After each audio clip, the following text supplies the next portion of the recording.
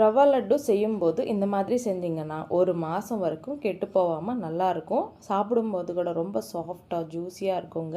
எப்படி பண்ணுறதுன்னு காமிக்கிறேன். ஹாய் ஃப்ரெண்ட்ஸ், என் பேர் Aadhya. Welcome to our channel Aadhya recipes and vlog. இப்போ தான் முதல் தடவை நம்ம சேனலை பார்க்குறதா இருந்தால் ப்ளீஸ் சப்ஸ்கிரைப் பண்ணிவிட்டு பாருங்கள். நிறையா இன்ட்ரெஸ்டிங்கான ரெசிபிஸ் எல்லாம் இருக்கும். அது கூடவே பக்கத்தில் இருக்கிற பெல்லில் கூட கிளிக் பண்ணி வச்சுக்கோங்க.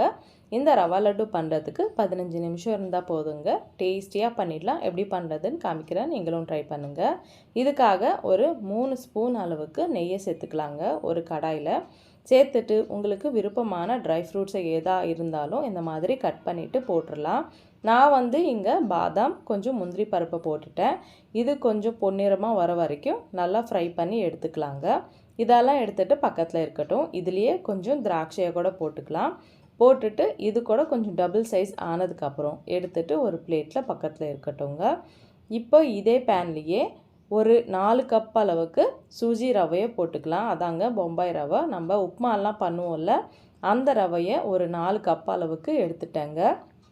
எடுத்துட்டு இந்த மாதிரி லோ ஃப்ளேம்லேயே நல்லா வறுத்துக்கணும். இந்த ரவை வறுத்ததில் தான் இந்த ரவா லட்டு டேஸ்ட் எல்லாம் கூட இருக்குங்க.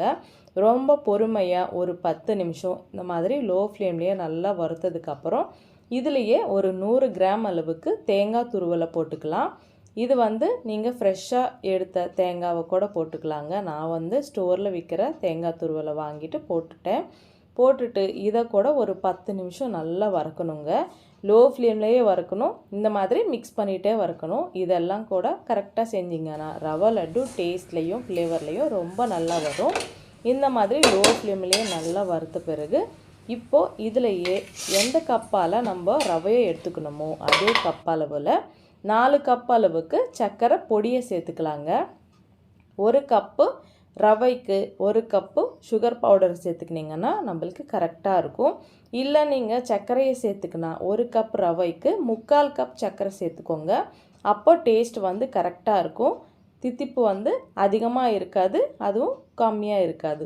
இப்போது இந்த சுகர் பவுடரை சேர்த்துக்கினதுக்கப்புறம் இந்த சுகர் பவுடர் ரவையில் நல்லா மெல்ட் ஆகணும். இன்னொரு 5 நிமிஷம் நல்லா வறுத்துக்கோங்க. இப்போது இதுலேயே பொடி பண்ண ஏலக்காய் பொடி, இது கூடவே ஃப்ரை பண்ண ட்ரை ஃப்ரூட்ஸு எல்லாத்தையுமே மிக்ஸ் பண்ணுறதுக்கு ஒரே ஒரு ஸ்பூன் லாஸ்ட்டில் நெய் போட்டுக்கினேன். லோ ஃப்ளேம்லேயே ஒரு 2 நிமிஷம் நல்லா வறுத்துக்கினா போதுங்க. நம்மளுக்கு ரவை ரெடி ஆகிடுச்சு. ரவா லட்டு பண்ணுறதுக்கு இந்த ரவை கொஞ்சம் கலர் லைட்டாக சேஞ்ச் ஆகுங்க. ஃப்ளேவர் கூட ரொம்ப நல்லா வரும். அப்போ ஸ்டவ் ஆஃப் பண்ணிவிட்டு இன்னொரு அகலமாக இருக்கிற பிளேட்டுக்கு ட்ரான்ஸ்ஃபர் பண்ணிக்கோங்க. நம்ம லட்டு பண்ணுறப்போ சூடு அதிகமாக இருக்காது. இந்த மாதிரி வேறு பிளேட்டில் போட்டுட்டு ஒரு வாட்டி மிக்ஸ் பண்ணிக்கோங்க. மிக்ஸ் பண்ணிவிட்டு இப்போது பாலை கொதிக்க வச்சுக்கிறோங்க. ஒரு 1/2 லிட்டர் பாலை நல்லா கொதிக்க விடுங்க. ரொம்ப சூடாக இருக்கணும். இப்போ இந்த பாலை ஒரே வாட்டி போடாமல் கொஞ்சம் கொஞ்சமாக போட்டுக்கணும். கரண்டியால் மிக்ஸ் பண்ணிக்கோங்க. நம்மளுக்கு திக்கான கன்சிஸ்டன்சி வரணுங்க. பால் கொஞ்சம் அதிகமானால் கூட ஒன்றும் பரவாயில்ல. கொஞ்சம் நேரம் இது கூல் ஆயிடுச்சுன்னா இதெல்லாம் கூட கிட்டக்கு வந்துடும், திக்காக வந்துடுங்க. ஒன்றும் பயப்பட தேவையில்லை. இப்போ ஒரு வாட்டி நம்ம லட்டு பண்ணி பார்க்கலாங்க. லட்டு வருதா இல்லையான்னு. லட்டு வருது பார்த்தீங்களா. கரெக்டாக நம்ம பால் போட்டோன்னா இந்த மாதிரி ஈஸியாக ரவா லட்டு ப்ரிப்பேர் பண்ணிடலாங்க. கையால் ஒரு பிடி எடுத்துக்கிட்டு நல்லா ரவுண்டாக பால் மாதிரி செஞ்சிங்கன்னா ரவா லட்டு ரவுண்டாக வருங்க. இந்த மாதிரி செய்யும்போது நல்லா அழுத்திக்கினே செய்யணும். அப்போ தான் ரவா லட்டு நல்லா ஆறின பிறகு கூட இது பிரேக் ஆகாமல் இருக்கும். பார்த்தீங்களா, பிகினர்ஸ் கூட ஈஸியாக செஞ்சிடலாங்க. அவ்வளோதாங்க.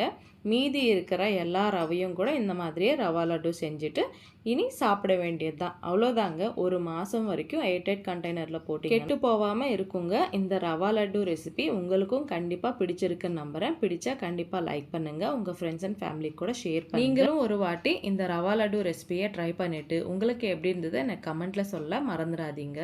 இன்னொரு இன்ட்ரெஸ்டிங்கான ரெசிபியுடன் உங்களை சந்திக்கிறேன். அது வரைக்கும் சைனிங் ஆஃப் உங்கள் ஆத்யா. பாய் பாய்.